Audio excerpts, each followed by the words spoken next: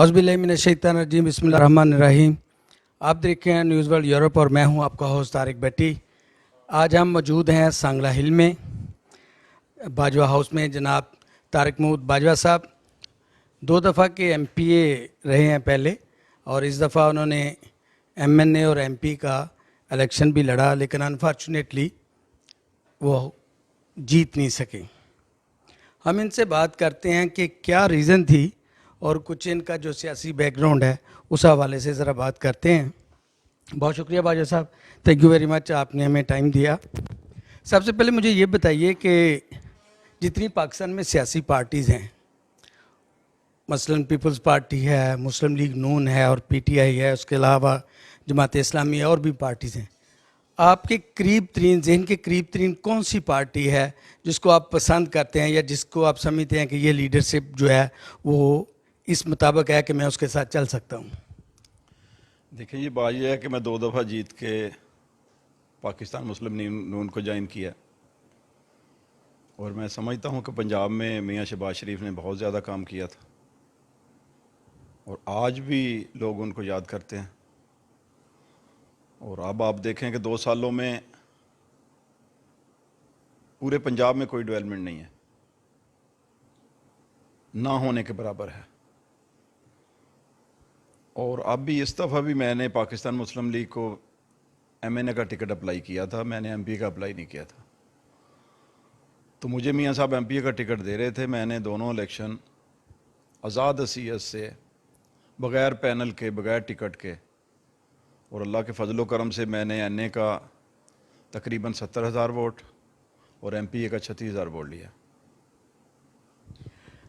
आप समझते हैं कि आप मुस्लिम लीग नून को प्रेफरेंस दे रहे हैं? आप समझते हैं मियाँ शहबाज शरीफ एक अच्छे लीडर हैं, उन्होंने पंजाब में बहुत अच्छा काम किया है, लेकिन इसके बावजूद आपने क्यों, फॉर एग्जांपल अगर आपको एमएनए का टिकट नहीं भी मिला तो आपने क्यों रिफ्यूज़ किया कि मैं एमपीए का टिकट नहीं लेना चाहता? देखिए, यहाँ हल्के में हर बंदे की ज़ुबान है, यहाँ का जो एमएनए रहा है, जो अब भी एमएनए है, तो मैंने उनको कहा था कि मैं इतने करप्ट बंदे के साथ इलेक्शन नहीं लड़ सकता। तो मियाँ साहब भी बेसिकली पसंद नहीं करते उनको, तो कुछ मजबूरियाँ होती हैं पार्टी में, तो इसलिए मैंने फ़ैसला किया था कि मैं इंडिपेंडेंट इलेक्शन लड़ूंगा। उस वक़्त मुझे 3 टिकटें मिलती थी, पीटीआई से 2 एमपीए की, 1 एमएनए की, तो मैंने रिफ्यूज़ किया कि मैं आज़ाद इलेक्शन लड़ूंगा। तो देखे ना, नया हल्का 24 यूसी नई, 2 टाउन नए, तो लोगों ने मुझे बहुत वोट दिए हैं। पीटीआई मुझसे 9,000 वोट पीछे रही है, एमपीए मुझसे 8,000 वोट पीछे रहा है। तो मैं ये समझता हूँ कि अल्लाह का ख़ास रहमत है, मुझ पे फजल है उसका। और मैं तो एक वर्कर आदमी हूँ, तो मैंने अपने हल्के में चुदराहट के निज़ाम को ख़त्म किया है। हर आदमी जो मुझे वोट देता है, मैं समझता हूँ कि वो मुझे मिल सकता है, उसको मुझे मिलने में कोई दुश्वारी नहीं होनी चाहिए। तो यही वजह है कि लोग मुझे पसंद करते हैं, और मैं आम ग्रास रूट लेवल पे जाके लोगों की बात सुनता हूँ। अगर तरक्याती लिहाज से जाएँ तो पूरे ननकाना में जितनी डेवलपमेंट इस हल्का में हुई है, देखें ना, बरजीस ताहिर साहब एमएनए यहाँ भी हैं, शाहकोट के भी एमएनए थे। सांगला शहर देख लें और शाहकोट का मुआवजा कर लें आप, या यहाँ के गांव जितने हैं इनका मुआवजा कर लें उस दूसरे हल्के से। यहाँ पे हर गांव में मैंने अपने बच्चियों का स्कूल अपग्रेड कराए हैं, बच्चों को स्टेडियम बना के दिए हैं, हेल्थ डिस्पेंसरी बनाई हैं, वेटरनरी डिस्पेंसरी बनाई हैं। आप किसी गांव में चले जाएं, आपको नज़र आएगा, किसी को पूछेंगे कि ये काम किसने किया, बताएंगे कि तारिक बाजवा का काम है। सांगला सिटी आप देख लें, इसका मुआवजा करें शाहकोट से, ज़मीन आसमान का फ़र्क है। तो मैं तो एक वर्कर आदमी हूँ, मैं समझता हूँ कि ये जो सियासत है ये खिदमत का नाम है, और हमेशा खिदमत के नाम पे सियासत की है। जैसा भाई साहब ने फरमाया कि 2 टिकट पीटीआई आपको, बल्कि 3, 2 एमपीए का और 1 एमएनए का टिकट अवार्ड कर रहे थे, लेकिन आपने रिफ्यूज़ किया। कभी रेगुलेट फील हुआ कि आज पीटीआई की गवर्नमेंट है, अगर आप एमएनए का पीटीआई का टिकट होते तो आप जिसके मुखालफ हैं बरजीतार साहब के, आप उनको बहुत बड़ी लीड से हरा सकते थे, और मेरा ख्याल अगर आप इलेक्ट होते, जिस तरह श्योरली होते, आप एक मिनिस्टर भी होते। देखिए जी, बात ये है कि उस वक्त जो लोग मुझे कहते थे कि आप पीटीआई का टिकट ले लेते, आज वो कहते हैं कि आपने अच्छा किया पीटीआई का टिकट नहीं लिया। 2 साल गुजर गए हैं, 2 साल गवर्नमेंट मुकम्मल, 2 साल मुकम्मल हो चुके हैं। तो देखें, कोई भी काम, कोई रिलीफ नहीं है, आम आदमी को कोई रिलीफ नहीं है। मैं छोटी सी मिसाल देता हूँ कि पेट्रोलियम मसनूआत, अभी आपने देखा है कि किस तरह ये एक माफिया है, किस तरह उन्होंने ये दिहाड़ी लगाई है। अभी हर यकम को रेट इंक्रीज़ होते हैं और ये 25 तारीख को उन्होंने अनाउंस कर दिया और इसकी मसनूआत जो पेट्रोल की मसनूआत है वो बढ़ा दी और अरबों रुपए की दिहाड़ी लगी है इसमें। आप गंदम की मिसाल ले लें, अभी गंदम का सीज़न ख़त्म हुआ है, अप्रैल में गंदम ख़त्म हुई है, अभी जून जा रही है तो बाज़ारों में आटा नहीं मिल रहा। गंदम 1900 रुपये तक फ़रोख्त हो चुकी है। तो गरीब आदमी कहाँ जाएगा बेचारा। ये हुकूमत ने किसी को रिलीफ नहीं दिया, खाली नारों पे खोखले नारे, किसी को कोई रिलीफ नहीं मिला। करप्शन इतनी है कि आप सोच नहीं सकते। हर बंदा, किसी को पूछने वाला नहीं है। पंजाब में ये नहीं कोई जानता कि यहाँ पे लीडर कौन है, किसको काम कहना है। बहरहाल ऐसी बुरे हालात मैंने आज से पहले कभी नहीं देखे। मुझे ये बताइए कि आपकी मतलब तहसील लेवल पे, डिस्ट्रिक्ट लेवल पे आपके जो हमायत याफ्ता लोग थे वो इलेक्ट होकर हुकूमत कर रहे थे, लेकिन इसके बावजूद आप हार गए पूरे हलके में। यही तो असर था कि बाजवा साहब जो हैं वो इस दफ़ा के MNA हैं। क्या वजह बनी कि थर्ड नंबर वाला पहले नंबर पे आ गए और बाजवा साहब जो पहले नंबर पे जा रहे थे वो थर्ड नंबर पे चले गए? क्या कोई हवा चली, क्या कोई फरिश्ते वोट डाल गए, क्या हुआ बाजवा साहब?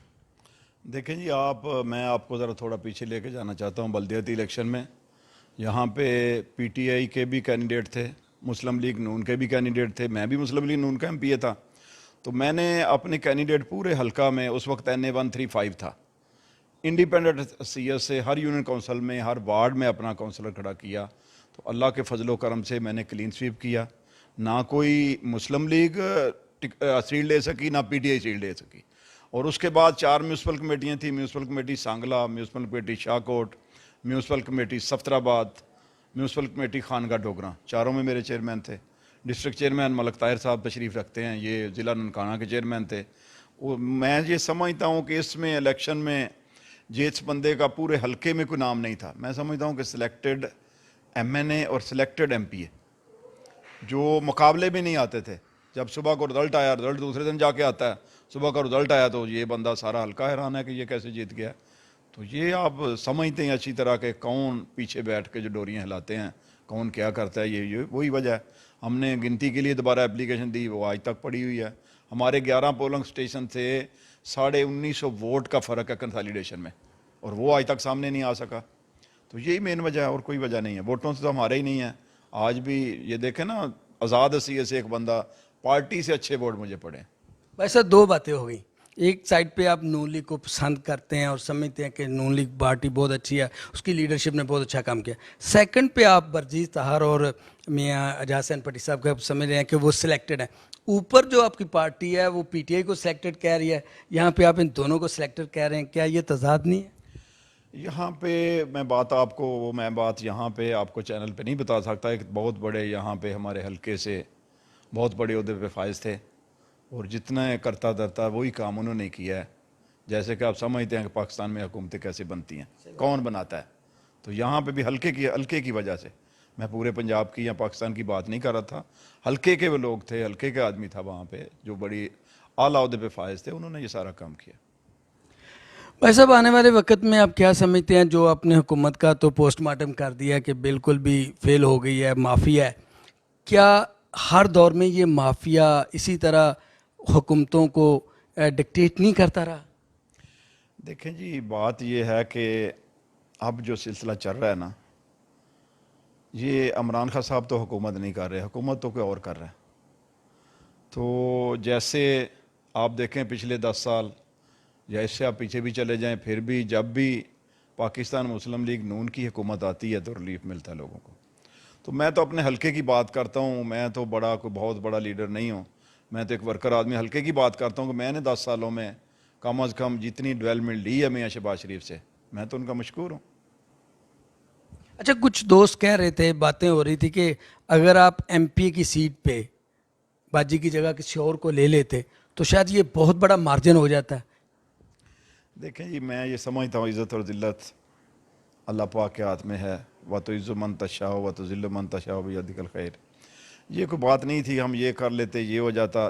पिछले इलेक्शन पे भी जब मैं इंडिपेंडेंट इलेक्शन लड़ा था तो 36,000 वोट था मेरा, इस दफ़ा भी 36,000 है। वोटों में तो कोई कमी नहीं है। फिर देखें ना, एक वोट लेना बड़ी मुश्किल होता है, तो मैंने तो 2 वोट लिए अपने हल्के से। फिर नए हल्के में जाके जहाँ पे मुझे कुछ जानने वाला भी नहीं था, तो 24 यूनियन काउंसिल मैंने आपको बताया, 2 टाउन थे, तो अल्लाह के फजलो करम से मैं तकरीबन हर गांव से जीता हूँ। वैसा कुछ आइडिया हुआ है कि दोस्तों ने बात की है, कुछ लोगों ने आपको परसू किया, आपको तक अप्रोच किया कि आप हमें एमपीए साथ ले लें, शायद मस्जिद तक भी ये बात गई, कोई इस तरह का वाक़या आप अपने दोस्तों के साथ शेयर करना चाहेंगे? नहीं जी, मस्जिद तक तो कोई बात नहीं गई। बहरहाल वहाँ पे NA 13 PP 132 के जो MPA थे, साहब का MPA, उन्होंने कुरान पाक के हलफ दिया था कि आप यहाँ से PP 132 से MPA ना लें, मैं आपकी सपोर्ट करूँगा। और मैं नहीं समझता कि ये लोग कैसे कुरान करीम पे हलफ देते हैं, हम तो बात कर लें तो उस पर डट जाते हैं। तो उन्होंने 10 दिन पहले राब्ता छोड़ा और दूसरी पार्टी को सपोर्ट की। यही वजह थी कि मैंने उस हल्के से कोई MP नहीं लिया था। लेकिन आप शायद किसी और साइड पे चल गए, एक और दोस्त थे जिन्होंने आपसे रब्ता किया। अच्छा अच्छा अच्छा।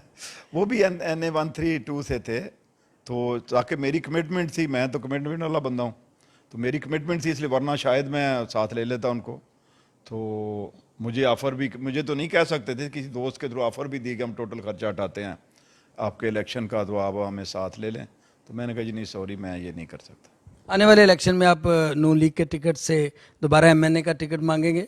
नहीं सर, इंशाल्लाह मैं इंडिपेंडेंट अपना पैनल बना के, जैसा कि मैंने बल्दियाती इलेक्शन में हर हल्के में, हर यूनियन काउंसिल में, पूरे ज़िले में पैनल बनाया था, इसी तरह पैनल बना के अपना, तो फिर इंशाल्लाह आज़ाद हसीयत से इलेक्शन लड़ूंगा। वैसे अब अपने हल्के की आवाम से कुछ कहना चाहें, जिन करप्ट लोगों का आपने नाम लिया है, उनके हवाले से अपने वोटर्स को कोई आने वाले वक्त के लिए को आप बात करना चाहें? देखिए जी, वोटर, आप देखें कि हमारी जो रिस्पेक्ट है, हम जो असम्बलियों में जाते हैं, हमें जो इज़्ज़त मिलती है, मैं ये समझता हूँ कि मेरे हल्के के वोटरों की वजह से है। और मैं उनका जितना भी एहतराम करूँ, जितनी भी उनकी इज़्ज़त करूँ, वो कम है। और इंशाअल्लाह अल्लाह के फजलो करम से अल्लाह पाक ने वक़्त दिया तो इसी तरह ही अपने इलाके की, अपने वोटरों सपोर्टरों की खिदमत करता रहूँ। बल्दियाती इलेक्शन दोबारा आ रहे हैं, बल्दियाती इलेक्शन नहीं होंगे जी। लीजिए, ये आपने अभी तारिक बाजवा साहब 2 दफ़ा के MPA रह चुके हैं, और लास्ट में अभी जैसे आपने सुना उनकी ज़बानी कि वो MNA का इलेक्शन बहुत कम मार्जिन से हारे, बल्कि हारे नहीं, हरवाए गए। अभी तक कोर्ट में उनकी दोबारा गिनती की जो एप्लीकेशन है वो पड़ी है, लेकिन कोई सुनने वाला नहीं है। तब्दीली इस चीज़ का नाम तो नहीं था, तब्दीली तो ये थी कि आप तमाम लोगों के घरों तक इंसाफ पहुँचाएँ। अगर बाजवा साहब जैसे लोग जो 2 दफ़ा के MPA रह चुके हैं और 1 दफ़ा MNA का इलेक्शन लड़ा है, चंद वोटों से हरे हैं, चंद 100 वोटों से, अगर उन लोगों तक भी, इन लोगों को भी इंसाफ नहीं मिलता, तो आप आम आदमी को कैसे इंसाफ मिलेगा? अपने होस्ट तारिक भट्टी को नेक्स्ट टाइम के लिए इजाज़त दीजिए। बहुत शुक्रिया, अल्लाह हाफिज़। बहुत शुक्रिया भाई साहब, थैंक यू।